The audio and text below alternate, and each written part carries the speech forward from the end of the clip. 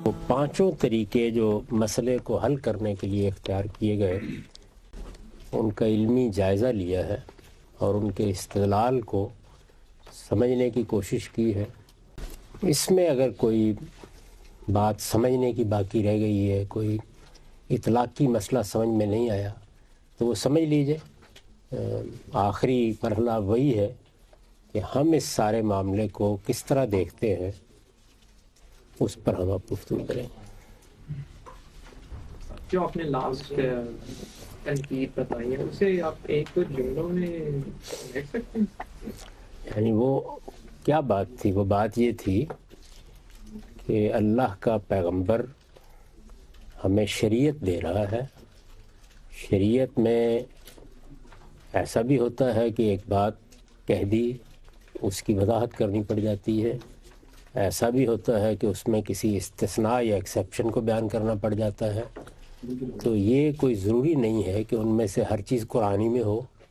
یہ ساری باتیں جس وقت پیغمبر شریعت پر عمل کرائیں گے تو اس میں بیان کریں گے۔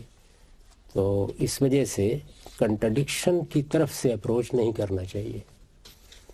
تو اس کے اوپر ہم نے یہ تنقید کی ہے کہ جس وقت آپ کوئی استثناء بیان کرتے ہیں یا آپ کوئی وضاحت کرتے ہیں یا آپ کوئی پروسیجر لے ڈاؤن کرتے ہیں تو اس کو کون کنٹرڈکشن کہتا ہے؟ لیکن اگر کنٹرڈکشن ہو گئی ہے تو پھر آپ اس کو یہ کہہ کے نہیں منوا سکتے کہ اس کو آپ ایک ہی سطح پہ رکھ کے قبول کر رہے ہو۔ اگر ایک سطح میں بھی ہوگی تو وہ سوال وہاں بھی پیدا ہوگا۔ یعنی قرآن مجید میں بھی اگر فرض کیجئے کوئی ایسی بات کہی گئی ہے کہ ایک جگہ ایک بات کہی گئی اور دوسری جگہ اس کی کنٹرڈکٹری بات کہی گئی تو لازماً اس کو کنٹرڈکشن ہی ماننا پڑے گا۔ تو اگر وہ وہاں کوئی اور توجیہ نہیں قبول کرتی تو ادھر کیسے قبول کر لے؟ تو اس میں کوئی اور چیز رہ گئی ہے تو آپ پوچھ لیجئے، ورنہ پھر ہم آگے بڑھ سکتے ہیں۔ بسم اللہ الرحمن الرحیم۔ میری کتاب میزان میں جو اصول و مبادی کا باب ہے اس میں ہمارا اپروچ کیا ہے وہ بہت تفصیل کے ساتھ زیر بحث آیا ہے، اور ابھی تک تو دوبارہ پڑھانے کا موقع نہیں مل سکا، لیکن جب میزان لکھی جا رہی تھی تو اس وقت میں نے اس کو بہت تفصیلی طریقے سے پڑھایا بھی ہے۔ وہ آپ پڑھ بھی سکتے ہیں اور سن بھی سکتے ہیں۔ اس کی تعلیم تدریس اگر کی جاتی تو اس میں کئی دن چاہیے تھے، تو ہمارے ادارے میں یہ ضرورت پیش آ گئی تھی، تو پھر میں نے اپنی کتاب مقامات میں تفصیلات نکال کے اس پوری بات کو 2-2.5 صفحے میں بیان کیا ہے۔ اس کو میں آپ کے سامنے واضح کروں گا، آپ سمجھیں کہ ایک طالب علم کی طرح وہ حصہ میں آپ کو پڑھا دوں گا۔ اس سے ہمارا اپروچ بھی واضح ہو جائے گا اور یہ بات بھی واضح ہو جائے گی کہ اگر آپ اس دائرے میں کوئی کام کرنا چاہتے ہیں تو وہ کیا فریم ہے جس کے اندر رہ کر وہ کام کرنا چاہیے۔ اس سے پہلے کہ ہم اس کا متن پڑھیں اور اس کی وضاحت کریں، اس اصولی بات کو سمجھ لیجئے جس سے ہماری یہ ساری بحث پیدا ہوئی۔ وہ اصولی بات کیا تھی کہ رسول اللہ صلی اللہ علیہ وسلم کے بعد آپ کی نسبت سے لوگوں نے جو باتیں بیان کیں ان کو کیا حیثیت دی جائے۔ ہم نے پہلے دن بحث کر کے یہ فیصلہ کیا کہ علم عقل یہی کہتے ہیں کہ ان کو آپ اٹھا کے ایک طرف نہیں رکھ سکتے بحثیت میں ہوئی۔ وہ خدا کے پیغمبر کے بارے میں باتیں ہیں، وہ آپ کا علم ہے، اس میں آپ کی سیرت ہے، اس میں آپ کے سوانح ہیں۔ اتنی قیمتی دولت کو ہم کیسے اٹھا کے رکھ دیں گے؟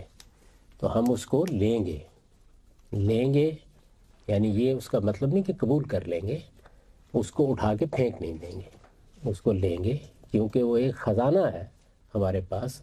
اور اب کیونکہ میں اسی پر کام بھی کر رہا ہوں تو اس وقت تک جو مخطوطات بھی شائع ہو گئے ہیں اور جو چیزیں ملی ہیں تو یہ کوئی 70,000 کے قریب روایات ہیں۔ یہ ذہن میں رکھیے کہ جب یہ تعداد بیان کی جاتی ہے تو اس کا مطلب یہ نہیں ہوتا کہ ہر ایک روایت میں ایک نئی بات ہے، نہیں، وہ ایک ہی بات بعض اوقات 50 لوگوں نے بیان کی ہوتی ہے، یا شروع میں تو ایک ہی نے بیان کی بعد میں 100 لوگ اس کو بیان کرنے والے ہو گئے تو تعداد اس کے لحاظ سے ہی دیکھی جاتی ہے، کیونکہ اس میں ہر ایک کو الگ الگ دیکھنا پڑتا ہے۔ تو اس پہلے فیصلے میں ہمارے ہاں بھی کوئی اختلاف نہیں۔ میں نے اس وقت بھی آپ سے سوال پوچھا تھا کہ اگر کوئی آدمی اس سے اختلاف کرے گا تو پھر ٹھیک ہے، یعنی پھر کہا جا سکتا ہے کہ یہ آدمی اس ذخیرے کا منکر ہے۔ یہ جو منکر حدیث کی اصطلاح ہے یہ اسی کے لیے بولنی چاہیے۔ مسلمانوں کے پورے علم نے اس کو لیا ہے، ہم بھی ایسے لیتے ہیں۔ اس کے لیے جو ہمارے محدثین نے، یعنی جو اس فن کے ماہر تھے جنہوں نے ابتدا میں کام کیا ہے، ظاہر ہے کہ یہ کام انہی کو کرنا تھا، ان کا زمانہ تھا۔ ہم تو آج ان کے کیے ہوئے کام ہی کے ریکارڈ پر کوئی رائے قائم کریں گے۔ تو یہ کام کے لوگوں کے کردار کی تحقیق کی جائے، یہ دیکھا جائے یہ کون لوگ ہیں، ان کا کیریکٹر کیا ہے، یہ جھوٹ تو نہیں بولتے، یہ باتیں تو نہیں بناتے، یہ ساری تحقیق ظاہر ہے وہ اپنے زمانے میں کر سکتے تھے۔ تو انہوں نے یہ ساری کی ساری تحقیق کر کے بڑی اعلیٰ درجے کی کتابیں مرتب کر دیں۔ پھر عرض کر دوں کہ کسی تحقیق کو داد دینے کا مطلب یہ نہیں ہے کہ وہ اس کو یقینیات تک پہنچانے میں کامیاب ہوئے ہیں۔ آج بھی آپ کسی شخص کے بارے میں تحقیق کریں تو جو ذرائع آپ کو میسر ہوتے ہیں انہی میں کر سکتے ہیں، اس میں غلطی بھی ہوگی، اس میں دھوکہ بھی ہو جائے گا، یہ ساری چیزیں ہوئی ہیں، لیکن بہرحال بڑی محنت کر کے انہوں نے کیریکٹر کی تحقیق کی۔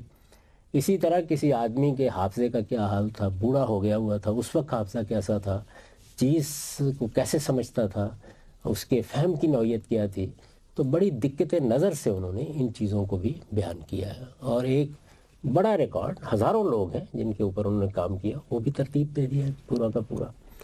اسی طرح تاریخ بھی مرتب کر دی ہے، یعنی وہ آپ کو بتا دیتے ہیں کہ یہ جو صاحب ہیں یہ کون ہیں، یہ کس زمانے میں ہیں، کس شہر میں رہے ہیں، کن کن لوگوں سے انہوں نے روایت لی ہے، آگے ان سے کن کن لوگوں نے سیکھا ہے۔ تو تاریخ اس لیے بیان کرنے کی ضرورت ہوتی ہے، وہی بات جس کی میں نے ایک لطیفے کے طور پر آپ کو مثال دی تھی کہ حدیث کو پہنچنا چاہیے، تو وہ درمیان میں کوئی کڑی ٹوٹی ہوئی نہیں ہے، اس کو دیکھا جاتا ہے۔ یہ مثال میں اس کی دے دیتا ہوں کہ جیسے یہ عام روایت ہے نا کہ حضرت ابو بکر صدیق کے بعد یہ بحث ہوئی کہ قرآن مجید کو کیا کیا جائے، وہ تو بہت سے حفاظ وہاں پہ، تو یہ روایت جو ہے اب اس میں عبید بن سباق ایک صاحب ہیں جن کی اوپر ملاقات ہی ثابت نہیں ہے، تو یہ اصل میں اس طرح روایت منقطع ہو جاتی ہے۔ یا مثلا یہ جو غار حرا کی روایت ہے تو وہ روایت مرفوع نہیں ہے، یعنی وہ رسول اللہ تک پہنچتی نہیں۔ رسول اللہ تو ایک طرف کسی جلیل القدر صحابی تک بھی نہیں پہنچتی جو اس واقعے میں شریک رہا ہو، تو اس لیے اس کو موقوف روایت کہہ دیتے ہیں۔ تو یہ تاریخ کا عمل ہے جس کو انہوں نے بہت اچھی طرح تحقیق کر کے آج ہم ان کی دی ہوئی معلومات ہی پر کوئی رائے قائم کرتے ہیں، یعنی ہمارے پاس اب براہ راست اس دور کی تحقیق کرنے، اس میں کوئی غلطی رہ گئی ہے تو وہ رہ گئی ہے، اگر اس میں کوئی خلا رہ گیا ہے تو وہ رہ گیا ہے۔ انسانی سطح پر جو کچھ وہ کر سکتے تھے وہ کر کے مرتب کام ہمیں دے گئے، ہم دوبارہ دیکھ سکتے ہیں اس کو۔ تو ہم بھی بالکل اسی اصول پر، یعنی یہ جو تینوں چیزیں ہیں ان کو ایسے ہی دیکھتے ہیں جب کوئی روایت ہمارے سامنے آتی ہے، جیسے کہ مسلمان امت کا تمام علم دیکھتا ہے، ایسے دیکھتے ہیں۔ اس کے بعد جو اگلا قدم ہے وہ یہ ہے کہ وہ جو کانٹینٹ ہمیں ملا ہے، یعنی یہ بات جو بیان کی گئی ہے اس کا جائزہ لیتے ہیں دقت نظر کے ساتھ، اس پر دو مزید چیزوں کو ہم متعین کر دیتے ہیں، اگرچہ وہ دو چیزیں بھی ایسا نہیں کہ ہم پہلی بار کہہ رہے ہیں، وہ بھی اس سے پہلے کہی جاتی رہی ہیں، محدثین کہتے رہے ہیں، اور وہ یہ ہے کہ کوئی چیز اگر علم عقل کے مسلمات کے خلاف ہے، مثال کے طور پر ایک روایت یہ بیان کر رہی ہے کہ حضرت عیسیٰ مدینہ میں تھے جب رسول اللہ پیدا ہوئے، تو یہ علم عقل کے مسلمات کے خلاف ہے، تو اگر کوئی ایسی بات ہے تو نہیں قبول کی جائے گی۔ یعنی اب دیکھیے یہاں کیا ہے کہ ہم نے کوشش پوری کی کہ وہ بات سمجھ میں آ جائے، لیکن اگر وہ علم اور عقل کے مسلمات کے خلاف چلی گئی ہے، طے ہو گیا کہ خلاف ہے، تو پھر اس کو راوی کو واپس کر دیا جائے گا، اس میں لحاظ نہیں کیا جائے گا۔ دوسری بات کیا ہے، اگر وہ قرآن اور سنت کے خلاف ہے، یعنی قرآن مجید اس کو قبول نہیں کر رہا، سنت اس کو قبول نہیں کر رہی، یہ دونوں چیزیں وہ ہیں جو ہمیں رسول اللہ دے کر گئے ہیں، یعنی وہ ساری باتیں لوگوں نے بیان کی ہیں آپ کی نسبت سے، یہ آپ دے کے گئے ہیں، تو ان کے خلاف کوئی چیز ہم قبول نہیں کریں گے۔ تو یوں سمجھ لیجئے کہ جو ساری بحث تھی اس میں ہم بھی پوری کوشش کرتے ہیں کہ وہ بات جو بیان کی جا رہی ہے اس کا کوئی ریلیشن سمجھ میں آ جائے، یعنی پتہ چل جائے کہ یہ کیا بات ہے، کس چیز پر مبنی ہے۔ اس میں کوئی ایسی بات بیان اگر ہوئی ہے تو ہم وہ ایکسیپشن کی نوعیت کی ہے، وہ کوئی پروسیجر بیان ہو رہا ہے، کوئی چیز ہے، تو وہ سارا کام جس سے لوگ کرتے ہیں وہ ہم بھی اسی طرح کرتے ہیں۔ اور میں نے اپنی کتاب میزان میں اصول و مبادی کے باب میں جو بڑی بڑی کنٹراڈکٹری روایتیں تھیں ان کو لے کر ایک ایک کو بتا دیا ہے کہ یہ دیکھیے اس میں کوئی کنٹراڈکشن نہیں، یعنی علمی عقلی دلائل دے دیے ہیں بہت بڑی چیزوں کے۔ تو بہت بڑی بڑی چیزیں جو ہیں وہ کم و بیش ایڈجسٹ، لیکن اگر یہ عمل نہیں ہوا تو بات بنانے کی کوشش نہیں کی جائے گی، یعنی بات کو حقیقت میں ایڈجسٹ ہو جانا چاہیے۔ اگر وہ نہیں بن رہی کسی طرح سے بھی تو یہاں پر بھی پھر وہی کیا جائے گا جو علم و عقل کے مسلمات کے خلاف ہونے میں کیا جائے گا، یعنی اس کو راوی کے سپرد کر دیا جائے گا۔ اس کا تو کوئی سوال ہی نہیں ہے کہ قرآن کو یا سنت کو وہ ایبروگیٹ کر دے، قرآن سنت کے خلاف ہے تو قبول ہی نہیں کی جائے گی سرے سے۔ اور یہ چیز بھی متعین کر دی ہے کہ وہ جو کچھ بھی بیان ہوا ہے وہ دین میں، دین کے کانٹینٹ میں کسی عقیدے، کسی عمل کا اضافہ نہیں کرے گا۔ کیوں؟ اس لیے کہ رسول اللہ صلی اللہ علیہ وسلم پورا دین دے کے گئے ہیں۔ اب کوئی ایک آدمی آ کے ہمیں یہ اطلاع نہ فرمائے کہ رسول اللہ ساری زندگی 5 نمازیں پڑھاتے رہے، اصل میں 6 تھی، یہ قابل قبول نہیں ہے۔ تو کیا ہوا؟ یعنی 3 چیزوں کو ہم نے متعین کر دیا کہ وہ پہلے معیار پر تو وہ پوری اتر رہی ہے، یعنی جو لوگ بیان کرتے ہیں ان کے کردار پر شبہ نہیں ہے، کوئی پرابلم ان سے متعلق نہیں ہے، کوئی ہسٹوریکل مسئلہ نہیں پیدا ہو گیا، یعنی لوگ ایسے ہیں کہ جن کا اتصال یا جن کے پہنچنے کا عمل ٹھیک ہے، بالکل ان کے حافظے کے بارے میں، ان کے فہم کے بارے میں بھی کوئی بحث نہیں ہے، اور اگر کوئی چھوٹی موٹی چیزیں نظر انداز کی جا سکتی ہے، لیکن اس کے بعد ایک اور چھلنی ہے جس سے اس کو گزرنا ہے۔ وہ کیا ہے؟ یعنی اس میں کوئی ایسی چیز نہیں ہونی چاہیے جو قرآن اور سنت میں بیان کیے گئے کسی عقیدے اور کسی عمل میں اضافہ کر دے، وہ ایڈیشن کر ہی نہیں سکتی۔ اگر وہ ایسا کرے گی اور یہ واضح ہو جائے گا کر رہی ہے تو راوی کو واپس ہو جائے گی، دوسرے لفظوں میں کیا ہوگا؟ ایکسیپٹیبل نہیں ہوگی۔ اگر اس میں کوئی بات علم و عقل کی مانی ہوئی باتیں، مسلمات کا مطلب کیا؟ مانی ہوئی باتیں، ان کے خلاف ہے قبول نہیں کی جائے گی، قرآن و سنت کے خلاف ہے قبول نہیں کی جائے گی۔ یعنی یہ اصل میں روایت سے بحث شروع ہوئی تھی، اس کے بارے میں ہے۔ اس پر بڑی تفصیل سے مبادی تدبر حدیث کے زیر عنوان میں نے یہ ساری باتیں لکھ دی ہیں۔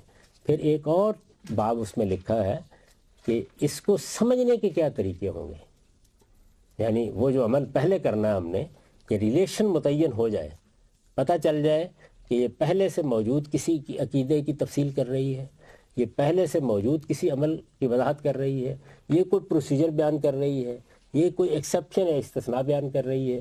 یعنی یہ ریلیشن طے کرنے کا کام ہم آخری درجے میں کریں گے، اٹھا کے پھینکیں گے نہیں، لیکن اگر وہ اس درجے میں پہنچ گئی ہے کہ کسی عقیدے اور عمل کا اضافہ کر رہی ہے، قرآن اور سنت کے خلاف کوئی بات کر رہی ہے، علم و عقل کے مسلمات، تو بہرحال رد کر دی جائے گی۔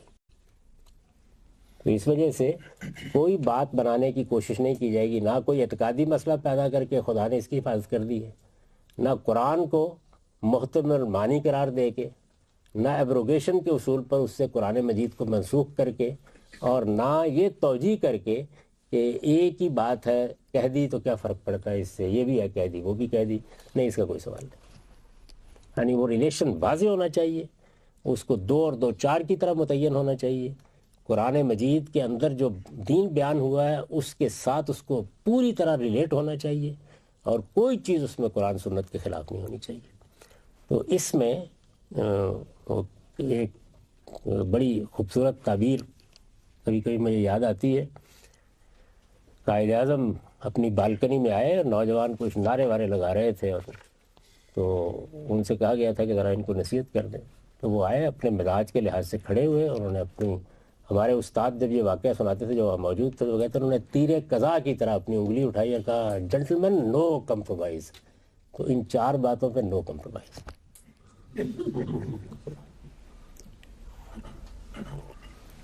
بنیادی بات معلوم ہو گئی. اب آئیے پڑھتے ہیں. کبھی کبھار تھوڑا بہت پڑھ لیا کریں آپ لوگوں. سوال آپ نے کہا 4 باتوں پہ کمپرومائز نہیں، تو یہ 3 باتیں نہیں، علم و قرآن سنت اور دین اور پہلا تو مسئلہ وہ ہے نا کہ روایت کو کس طرح دیکھنا. تو یہ اصول و مبادی کے عنوان سے پھر میں ایک مختصر تحریر لکھی. اس میں بالکل وہی طریقہ اختیار کیا گیا جو ابھی میں نے بحث میں کیا ہے، یعنی جو تفصیلی اس کی چیزیں ہیں جس میں مثالیں ہوتی ہیں اور چیزیں وہ نکال دیں. وہ آپ اگر پڑھنا چاہیں تو وہ پھر آپ میزان میں پڑھ سکتے ہیں. وہاں ظاہر ہے کہ اس کا کئی صفحات کا مقدمہ ہے. اصل میں وہ انہی باتوں کی وضاحت ہے، لیکن وہاں اس کی اپلائیڈ چیزیں بھی ساری زیر بحث آ گئی ہیں جتنی بھی. اور چونکہ میں نے وہ پڑھائی بھی ہوئی ہے، آپ سن بھی سکتے ہیں اس کو، اگرچہ وہ بہت پرانی پڑھائی ہوئی ہے. اور اب ہو سکتا ہے میں دوبارہ انشاءاللہ اس کو پڑھاؤں تو بعض اور چیزوں کی وضاحت بھی کروں. تو اس میں دیکھیے میں نے لکھنا شروع یہاں سے کیا کہ ہم نے دین کو جس طرح سمجھا ہے اس میں 3 چیزیں بنیادی اصول کی حیثیت رکھتی ہیں. یعنی وہ اصول ہیں اور اصول میں بھی بیسک پرنسپل ہیں، گویا ان پہ کوئی کمپرومائز نہیں ہو سکتا. یہ فریم ہے جس میں میں اپنا سارا علمی کام کرتا ہوں، یہی فریم ہے جس کے اندر ہمارا ادارہ اپنا کام کرتا ہے. تو یہ در حقیقت وہ آپ 4 کارنر سمجھیں جو طے کر دیے گئے ہیں کہ جس کے اندر ہی ہر چیز دیکھی جائے گی. اس میں 3 چیزیں بنیادی اصول کی حیثیت. تو یہ 3 چیزیں ہیں. پہلی چیز کیا ہے؟ اول یہ کہ قرآن حق و باطل کے لیے میزان اور فرقان اور تمام سلسلہ وحی پر ایک مہیمن ہے. اب یہ سمجھ گئے آپ کہ تمام سلسلہ وحی کے الفاظ کیوں استعمال کیے گئے ہیں؟ اس لیے کہ پس منظر میں وہ استدلال ہے جس میں وحی قرار دے کر کنٹرڈکٹری چیزوں کو ایڈجسٹ کیا گیا تھا. تو پہلی بات یہ کہی گئی ہے کہ کیا صحیح ہے کیا غلط ہے، کیا حق ہے کیا باطل ہے. اس کے لیے قرآن میزان ہے، میزان ترازو ہے. جیسے آپ سونار کے پاس جاتے ہیں تو وہ آپ کو تول کے بتا دیتا ہے کہ یہ کسوٹی بتا رہی ہے کہ اس میں کتنا پیتل ہے اور کتنا سونا ہے. تو یہ قرآن ہے جس کو اللہ تعالیٰ نے یہی حیثیت دی ہے. یہ فرقان بھی ہے، یعنی حق اور باطل کے مابین فرق کرتا ہے. یہ چیزوں کو الگ الگ کر کے آپ کو بتا دیتا ہے کیا صحیح ہے کیا غلط ہے. یہ ذہن میں رکھیے کہ اس کے نتائج کیا ہیں اس بات کو ماننے کے. یعنی آج کا آدمی ہو، قیامت کے قریب کا آدمی ہو، کوئی روایت ہو، کوئی پچھلے صحائف کی چیز ہو، جو کچھ ہے، جب وہ کوئی بات کہے گا تو مذہبیات کی دنیا میں اس کو قرآن مجید کے دروازے سے گزرنا پڑے گا. یہ ترازو ہے جس میں تلوانا پڑے گا اپنے آپ کو.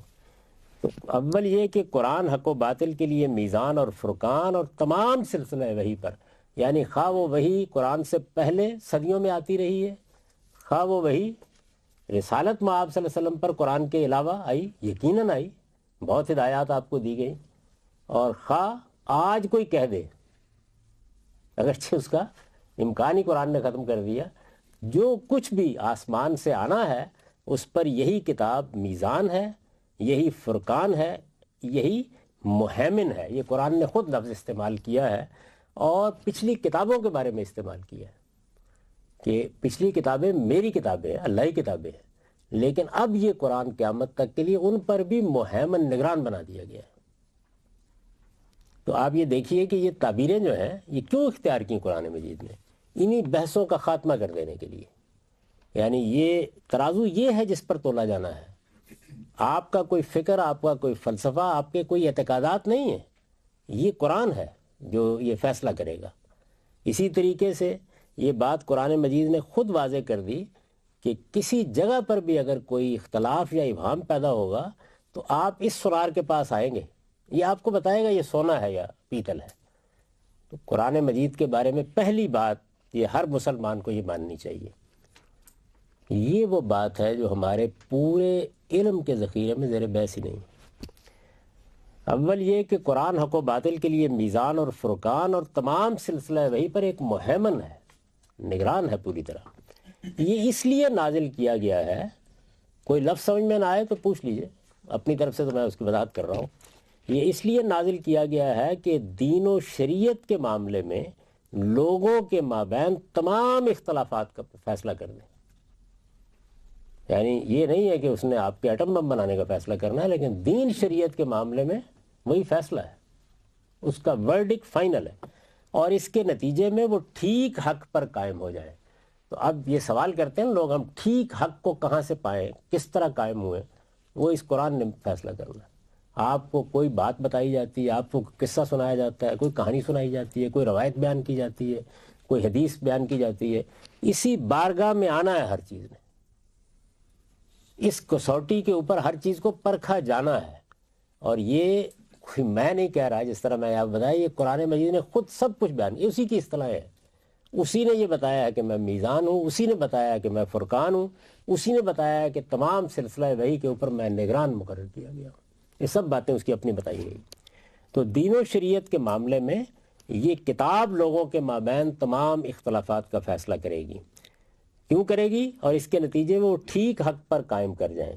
قرآن نے اپنی یہ حیثیت اپنے لیے خود بیان فرمائی ہے۔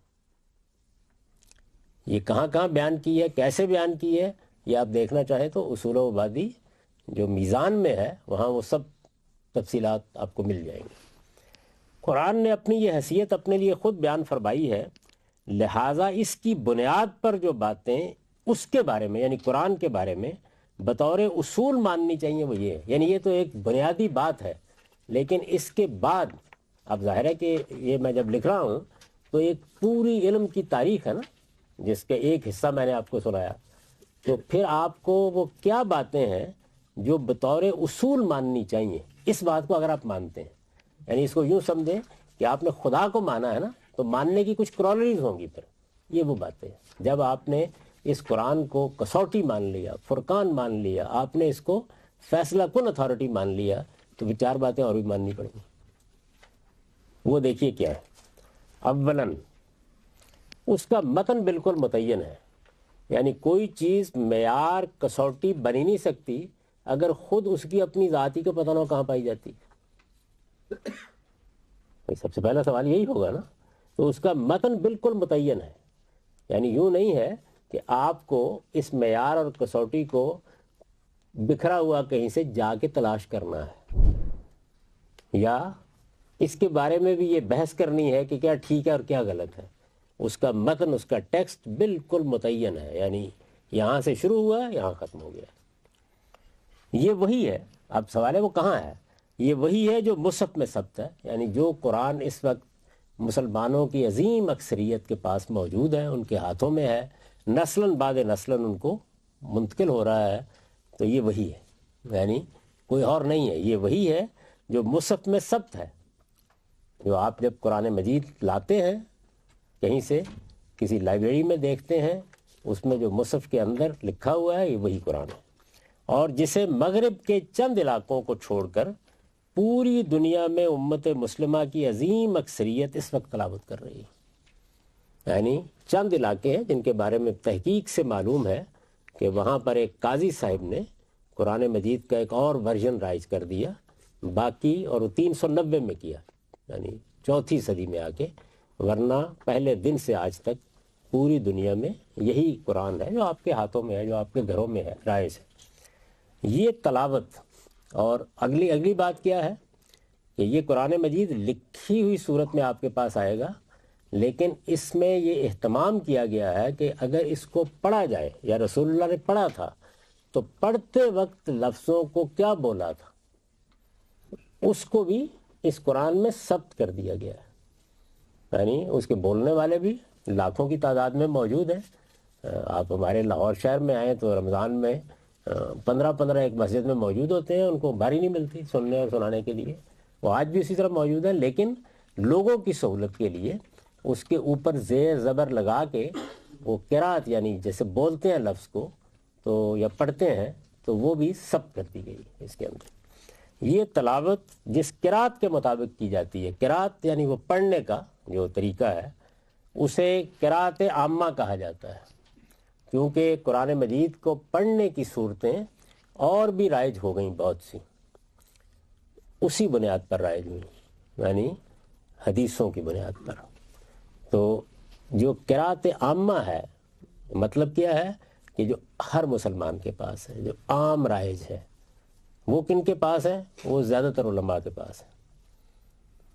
مسلمانوں نے محفوظ رکھا ہوا ان کو بھی، لیکن یہ قراءت جو قراءت عامہ ہے، یہ وہ قراءت ہے جو رسول اللہ نے آخر میں کی، جس کے بارے میں قرآن نے سورہ قیامہ میں کہا کہ جب یہ قراءت کی جائے گی آخری تو اسی کو پڑھا جائے گا، فَاتَّبِعْ قرآنَ، اسی کو پڑھا جائے گا۔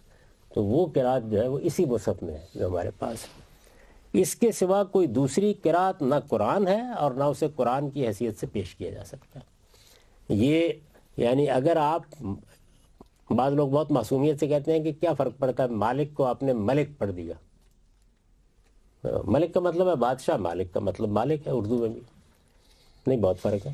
اس لیے کہ ہمارے پاس یہ کتاب علم کے ذرائع میں سے محض ایک ذریعہ نہیں ہے یا بڑا ذریعہ نہیں ہے، نہیں، یہ فائنل اتھارٹی ہے۔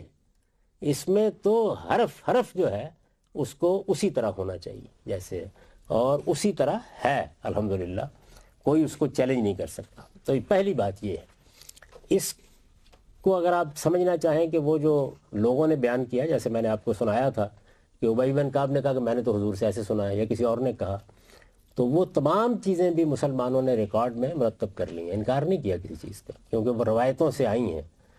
ان کو نہیں ماننا، اس کا فیصلہ خود قرآن نے سنا دیا، یہ بتا دیا ہے کہ جو کچھ بھی اس سے پہلے پڑھا جا رہا تھا، اب جب ہم نے یہ آخری قرات کر دی ہے تو فَاتَّبِعْ قرآن، اب صرف اسی کو پڑھا جائے گا۔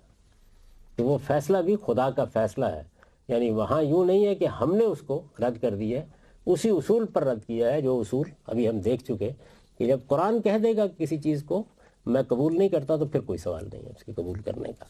لیکن وہ کہاں ہے، کس طرح ملی تھی، ملنے کے بعد اس کے اوپر لوگوں نے کام کیا کیا، وہ کیا شکل اختیار کر گئی، اس میں لوگ جن کے نام کی طرف منسوب کیا جاتے ہیں ان کی طرف کیوں نسبت ہوتی ہے، اس پر میں نے ایک آرٹیکل اپنی کتاب اسی میں جہاں سے پڑھ رہا ہوں مقامات میں لکھ دیا، قرات کا اختلاف کے عنوان سے۔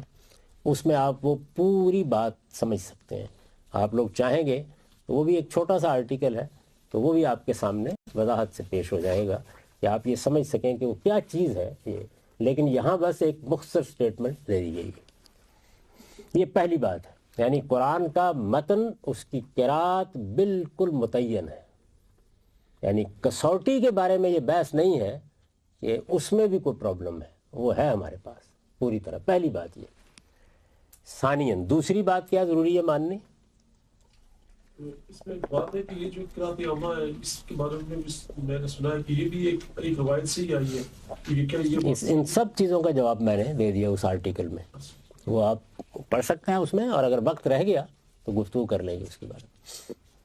ثانیاً قرآن قطعی الدلالہ ہے، یہ وہ بحث ہے جو ابھی ہم کر کے آئے، یعنی یوں نہیں ہے کہ قرآن مجید کیا کہہ رہا ہے، اس میں کوئی احتمالات رہ جاتے ہیں۔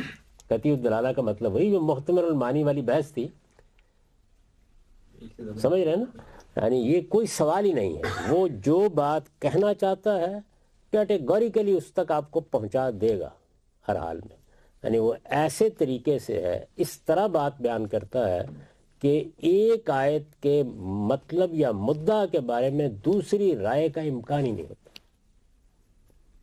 تو اس کا مطلب ہوتا ہے قطعی الدلالہ، یعنی اس نے کوئی قانون بیان کرنا ہے، اس نے کوئی حکم دینا ہے، اس نے کسی چیز کی وضاحت کرنی ہے، اس میں آپ داخل ہوں تو وہی بات ہے کہ اختلاف ہو جائے گا، کیسے؟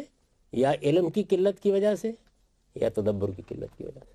آپ ان دونوں چیزوں کو دور کرتے چلے جائیں گے، وہ اپنی بات آخری درجے میں کہہ دے گا۔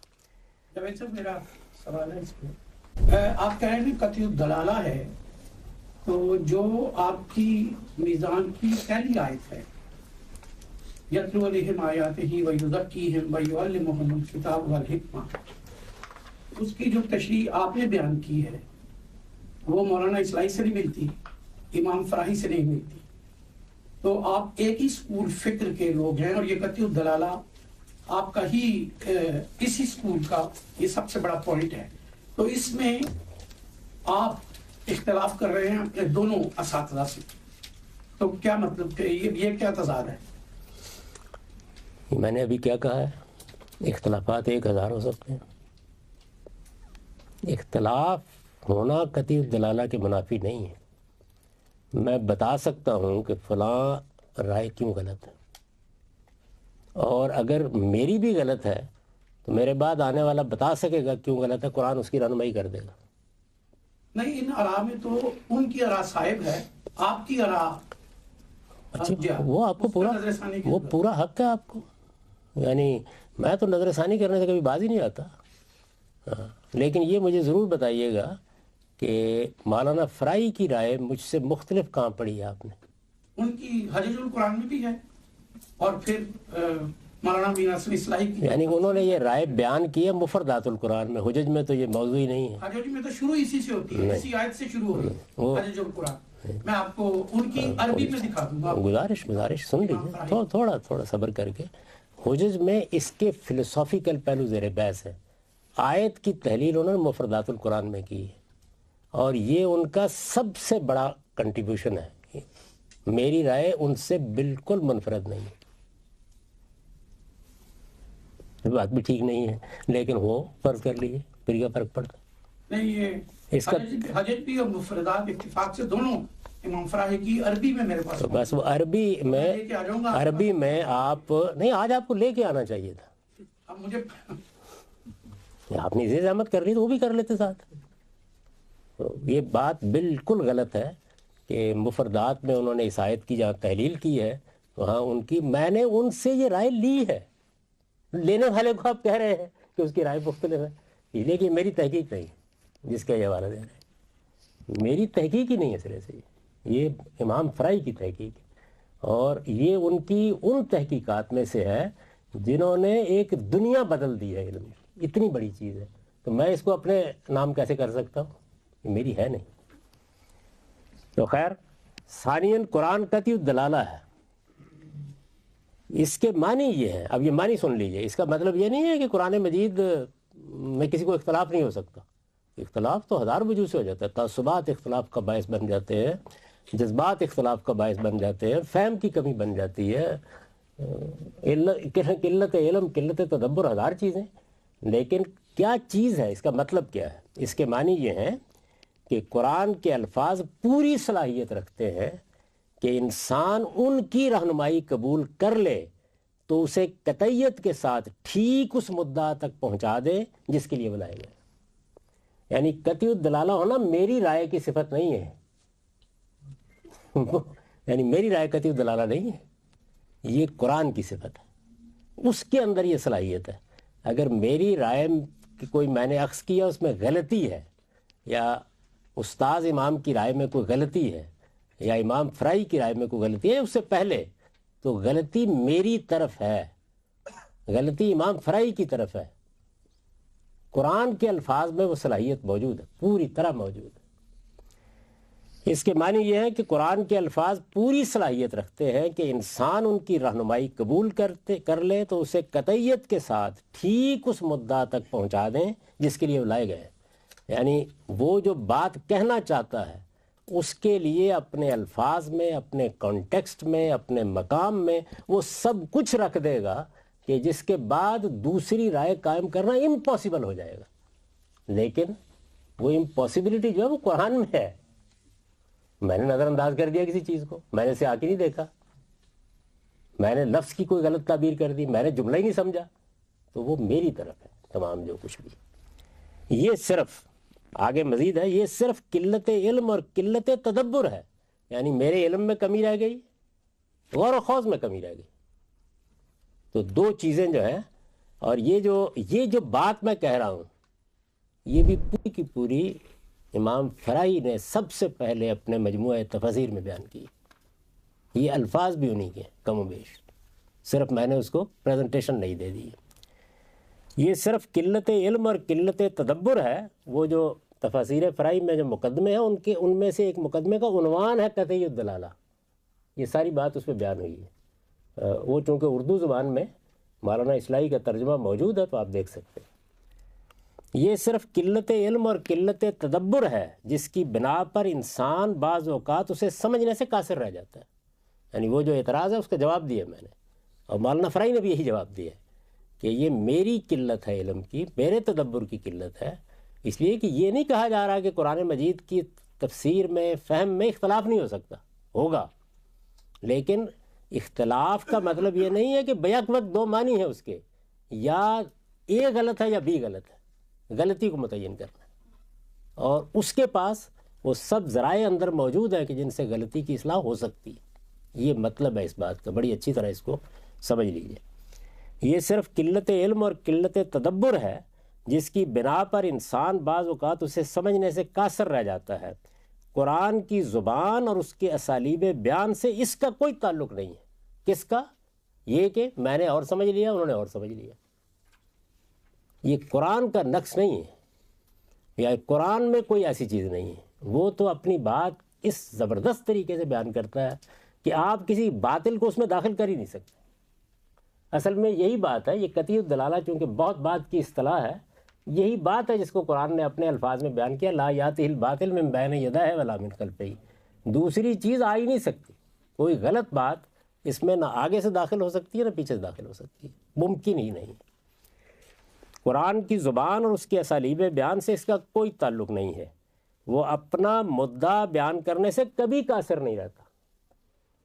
یہ بات واضح ہو گئی، یعنی اس کو جتنے زور سے آپ سمجھ سکتے ہیں سمجھ لیں۔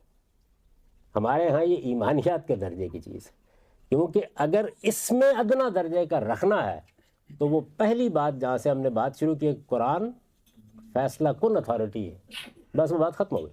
اس کے بعد یہ چاروں چیزیں آپ ان میں سے کسی ایک چیز میں بھی اس پانی کے قطرے کے برابر کمی کریں گے تو پہلی بات کو ماننا ناممکن ہو جائے گا، پھر اس سے انکار کریں، ہو نہیں سکتا ہو، کیونکہ آپ نے جب خدا کہتا ہے کہ میں نے اس کو کسوٹی حق و باطل کی میزان بنا کے نازل کیا ہے، اس کو ایسا ہی ہونا چاہیے۔